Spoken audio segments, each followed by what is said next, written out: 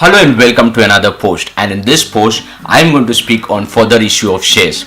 Now further issue of shares comes under section 62 of the Indian Companies Act, and this section gives power to the company to issue shares of the company to existing equity shareholders of the company.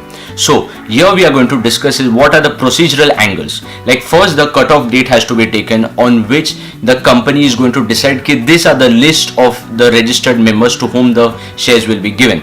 Now once the date has been decided, the letter of offer has to be made ready and the application form has to be made ready, which will be given to all the equity shareholders, the existing equity shareholders. So a board meeting will be held in which the resolution will be passed for approval of further issue of shares. So the number of shares to be issued, the value to which it has to be issued, and whether it has to be issued to all the existing equity shareholders or to specific preferential allotted equity shareholders, that gets decided in the particular board meeting.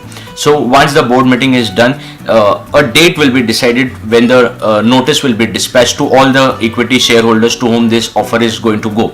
Now there has to be a time frame of minimum 3 days from the day the notice is dispatched till the day the offer opens. So it cannot be like the offer opens as soon as the board meeting gets over. So there has to be a minimum 3 days of time frame between the dispatch of the notice and the opening of the offer.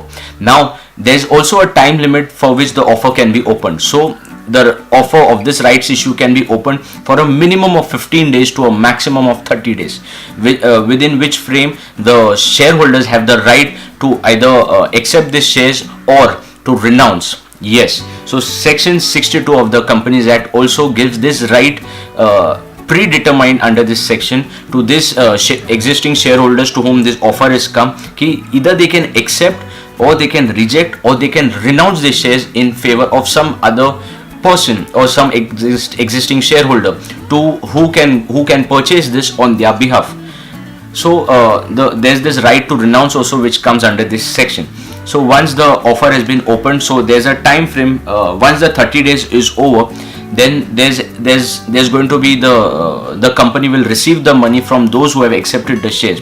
Then a board meeting will be held in which the allotment of shares will be done to all those shareholders who have paid the application money. Once this is done, Form PS3 has to be filed with ROC, and the allotment has to be done within 60 days from the receipt of the money, and share certificates has to be given within 2 months from the date of allotment. So these are certain compliances which needs to be taken care when it comes to further issue of shares. Thank you.